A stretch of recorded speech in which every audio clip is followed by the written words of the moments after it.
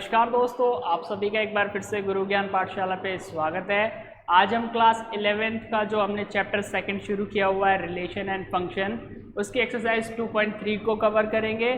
Exercise शुरू करने से पहले कुछ एल्जेब्रिक आइडेंटिटीज़ हैं जो लास्ट क्लास में हमारी रह गई थी, पहले उनको समझेंगे, उसके बाद हम अपना चैप्टर शुरू करेंगे। लेकिन हर रोज़ की तरह क्लास शुरू करने से पहले आज का हमारा कोट ऑफ द डे देखेंगे। आज का हमारा कोट ऑफ द डे क्या कहता है, देखते हैं। Don't compare your life with others, there is no comparison between sun and moon, they shine when it's their time.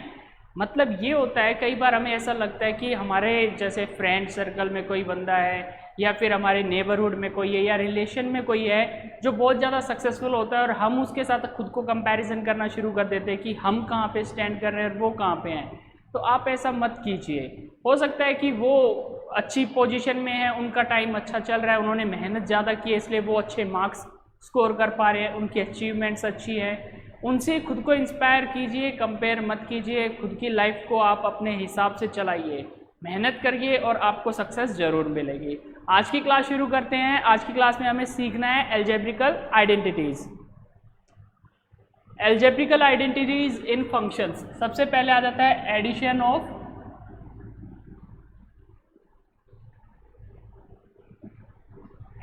Of functions. आपने एल्जेब्रिकल आइडेंटिटीज पढ़ी होंगी, उसमें क्या होता था हमारा, जैसे a प्लस बी अगर आप करते हैं वो इक्वल टू होता है b प्लस a। इस तरीके की बहुत सारी आइडेंटिटीज़ हैं, लेकिन वो हमें नहीं सीखनी है यहाँ पे हमें सीखना है फंक्शंस के लिए। तो कैसे काम करेगा, लेट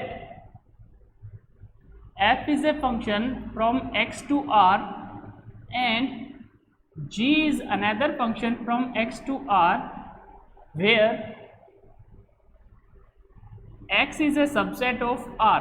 r यहाँ पे है रियल नंबर्स, x कोई सेट है, f is a function from x to r, g is another function from x to r where x is a subset of R, then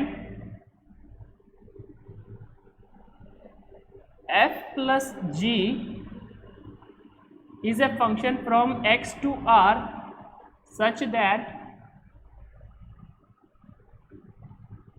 जो हमारा f plus g x to R होगा, ये किसके equal होगा, f plus g x to R is equals to f of x plus g of x। ये हमारा function रहेगा। f of x plus g x to r is a function f of x plus g of x। हमने क्या किया, जो f function था वो और जो g फंक्शन था वो दोनों को ऐड कर दिया, तो हमारा क्या बनता है, एडिशन ऑफ ए फंक्शन। ये चीज़ आपको याद रखनी है यहाँ पे। अब बात करते हैं सब्ट्रैक्शन ऑफ ए फंक्शन की। ये था एडिशन, सब्ट्रैक्शन में कुछ नहीं है, जहाँ जहाँ एडिशन है वहाँ क्या आ जाएगा, सब्ट्रैक्शन आ जाता है। तो डायरेक्ट लिख देते हैं, सब्ट्रैक्शन का जब केस आएगा तो f minus G is a function x to r is equals to f of x minus g of x। ये हो जाएगा हमारा फंक्शन। तो यहाँ पे एक चीज़ याद रखेंगे, जो x है ये बिलोंग करेगा x से, x यहाँ पे एलिमेंट है और ये एक हमारा सेट रहेगा। तो ये चीज़ याद रखेंगे। एडिशन हो गया, यहाँ पे हो जाता है सब्ट्रैक्शन। टोटल हमारे पास 4 ऑपरेशंस होते हैं, addition, subtraction, multiplication and division. 2 हमारे कवर हो गए हैं, बच जाते हैं 2, उनको भी देखते हैं कैसे करेंगे। अब बात कर लेते हैं मल्टीप्लिकेशन ऑफ ए फंक्शन की। मल्टीप्लिकेशन, अब मल्टीप्लिकेशन में 2 केसेस बनते हैं हमारे। एक तो मल्टीप्लिकेशन बाय स्केलर, यानी कि एक फिक्स क्वांटिटी से किसी फंक्शन को मल्टीप्लाई करना। दूसरा बनता है किसी एक फंक्शन को दूसरे फंक्शन के साथ मल्टीप्लाई करना। दोनों केसेस को देखेंगे हम। मान लिया हमारा फंक्शन है f from x to r and x belongs to x, ठीक है। ये हमारा फंक्शन है। a is any constant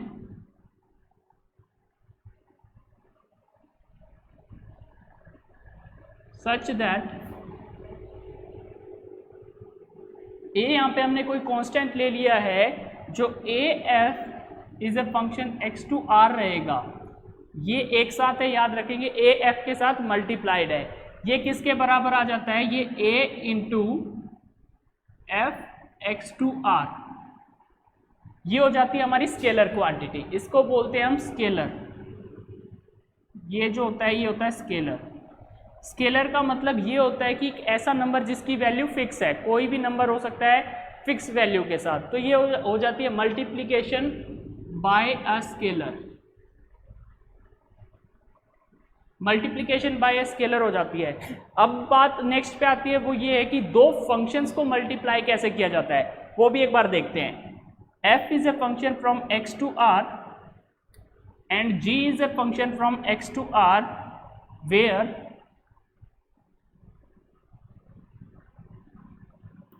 x is a subset of r for all x belongs to x। हमें क्या करना है, दोनों का प्रोडक्ट निकालना है, that is f into G is a function from x to r is equals to f of x into G of x। ये हो जाता है हमारा मल्टीप्लीकेशन ऑफ टू फंक्शंस, यानी कि दो फंक्शंस को हम जब मल्टीप्लाई करेंगे तो रिजल्ट हमें कुछ इस तरीके से मिलेगा। ये कंसेप्ट्स आपको और बेहतर तरीके से समझ आएंगे जब आप इसके बिहाफ पे कुछ क्वेश्चंस करके देखेंगे। अब लास्ट जो बच जाता है वो बच जाता है हमारा क्वोशिएंट ऑफ ए फंक्शन, या फिर आप कह सकते हैं division of a function. Next देखेंगे हम डिवीजन ऑफ ए फंक्शन।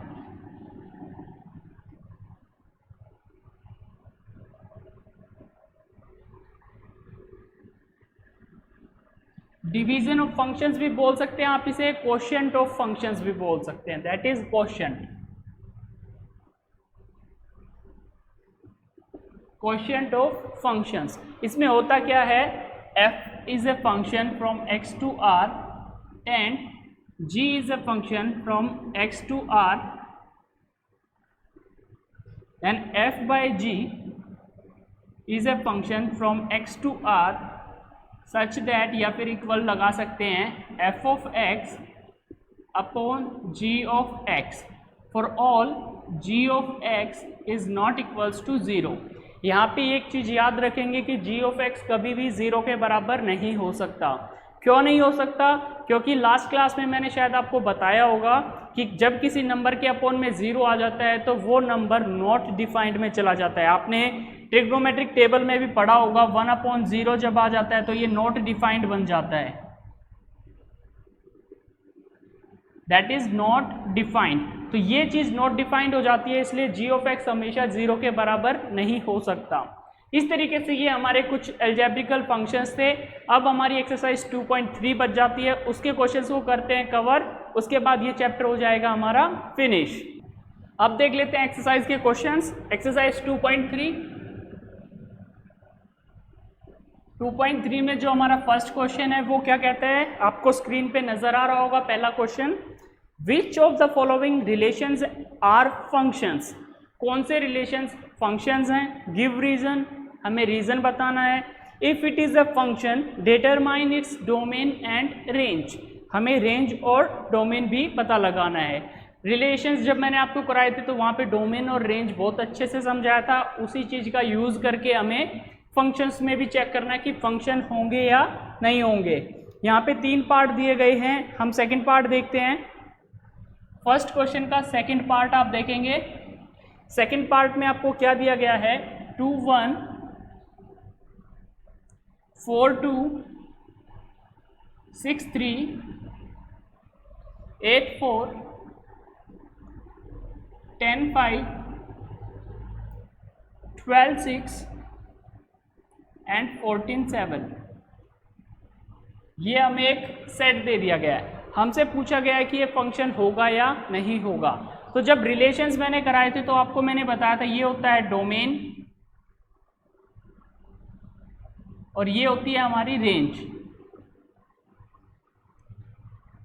और जो एलिमेंट्स हमारे आ जाते हैं वो कोडोमेन में आते हैं, यानी कि जो एलिमेंट्स इनके साथ डोमेन की इमेज बनाएंगे वो कोडोमेन में आते हैं। तो सबसे पहले डोमेन लिखेंगे, यानी कि पहले वाले जितने भी नंबर्स यहाँ पे दिए गए हैं ये सब हमारे डोमेन में आएंगे, दैट इज 2 4 6 8 10 12 14। यहाँ पे हम लिख लेंगे 2 4 6 8 10 12 एंड 14, ये हो गई हमारी डोमेन। अब कंडीशन क्या होती थी कि हर एक एलिमेंट की एक ही इमेज होनी चाहिए, यानी कि जो यहाँ पे इमेज बनेगी उसके लिए जो यहाँ पे एलिमेंट होगा वो 2 से ज़्यादा हो सकते हैं, लेकिन जो डोमेन में एलिमेंट है इनकी एक से ज़्यादा इमेज हो नहीं सकती। फॉर एग्जाम्पल अगर आप अपने आप को देखते हैं, आपकी परछाई बनती है, कभी आपने देखा आपकी एक साथ एक से ज़्यादा परछाई बनती हो? नहीं बन सकती। किसी भी ऑब्जेक्ट की एक टाइम पे एक ही परछाई हो सकती है, उसको हम इमेज बोलते हैं। तो यहाँ पे जो एलिमेंट्स आपको नजर आ रहे हैं इनकी एक ही इमेज होनी चाहिए, यानी कि एक ही शेडो बननी चाहिए। एक से ज़्यादा शेडो बनेंगी तो वो फंक्शन नहीं होगा। अब चेक करते हैं कि एक ही शेडो बनती है या फिर नहीं। यहाँ पे दिए गई हमें काउंटिंग, तो काउंटिंग लिख लेते हैं 1 2 3 4 5 6 7। अब 2 की शेडो जो बन रही है या इमेज कह सकते हैं आप, क्या बन रही है 1, तो 2 का कनेक्शन हो जाएगा 1 के साथ, 4 का 2 के साथ, 6 का 3 के साथ, 8 का 4, 10 का 5, 12 का 6 एंड 14 का 7। आप देखेंगे यहाँ पे हर एक एलिमेंट की एक अलग इमेज आ रही है। किसी भी एलिमेंट के साथ ऐसी कंडीशन नहीं है कि 2 इमेज आए, तो इस कंडीशन में ये हमारा क्या हो जाता है, ये फंक्शन होगा। Yes it is a function. तो ये किस तरीके से काम करेगा, फंक्शन।